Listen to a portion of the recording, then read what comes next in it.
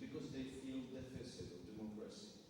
And they are challenging it, they are making fun of it, and they are finally going into the legislative process. The fact is that there's a huge gap between those people who represent democracy and these activists. They don't understand, well, the activists understand completely those guys up there. Those guys up there, they don't understand anything. They're confused, they're lost, they don't know what's joke, what's relevant. And I think this shows that there is something like a gap in participation, in ways how to participate, in ways how to understand what does it mean to participate for democracy, for doing it better. And I think this is really interesting because Petra Jelešová, she's not here, one of our students, MA students now graduating, she made a really good study on these activists, and she shows how they work, how they manage the social capital, the political capital, everything. And it's really interesting because I believe when those guys out there will read it, they will not understand this, they will not understand those activists also. But for the others, it could be quite nice reading. It really seems that, well, the thing is that is a good thing, good news for democracy and bad news for the power holders is that it actually follows that the really important anti-hegemonic movement, or if not exactly movement, but at least a kind of energy, is getting accumulated on the unexpected sides where it cannot be controlled or extinguished that easily.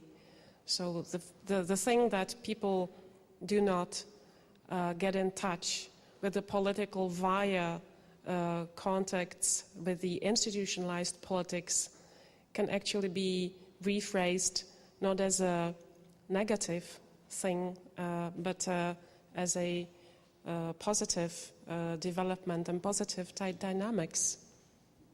Just one illustration to what I said, to what you said. Funny thing is, an important thing, I believe, is that 1/3 of these activists has active experience with being invited. They've tried to participate in institutionalized politics, but they realized for them it is impossible. And they choose. The reason why they choose a different way, a different path. Well, carry on. It's fun for all of us, and I have to read that song every morning, so I'm going to do it. Another nice thing I have just realized is that this debate is actually taking place on the auspices of Institute of Economy, one of the bastions of neoliberal thinking and the status quo legitimation in the Czech Republic. So I hope they don't want to just refurbish and repaint and somehow clean the room after we leave. Our time is we are slowly running out of time, so let me ask the last more or less ritual question. What is your opinion about the future of participatory cultures online? Can it be still radicalized? Should we expect some something surprising, some other developments, or will it, on the other hand, will it get reduced? Should there be something like should there be an authoritative regime on the internet? Should there be a general secretary of the internet or something like that soon? Oh no, but seriously, the question is about the future of online participation. What can it bring? So, just because I'm a former MIT guy, I get the future question first.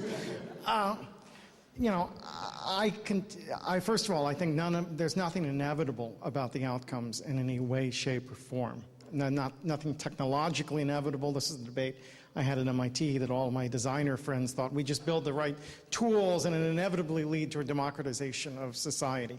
And that's a particular technological utopian notion of inevitability. I don't think, while I believe in empowered consumers and I believe in the agency of audiences, I don't necessarily believe there's a guaranteed outcome that leads in greater participation and greater democracy. It's a struggle, and I think that's a struggle. I think on the other end, you know, critical studies is healthily skeptical until it becomes cynical, right? And a kind of cynicism that says inevitably everything that's offered to us is corrupt and corrupting and we're going to be disempowered. We give away any opportunities for power if we embrace that as our basic philosophy. So what I liked about Nico's talk was it held open space for meaningful participation that we can fight to achieve. And I think I share the sense that this is a struggle we have to participate in. My mentor in grad school, John Fisk, wrote a book, Media Matters, at the end of his career, in which he has a passage that has become more and more meaningful to me over time, in which he says new media represent new opportunities to struggle, new terrains that struggle can take place in, new resources we can mobilize and struggle. But what he doesn't say in that book is that it results in a particular outcome. So I'm optimistic. I see signs that people are acquiring skills over time and mobilizing and making meaningful use of these technologies. I'm always a glass half full guy, and that's probably why I'm cultural studies and not critical studies. But I also am skeptical that every pathway leads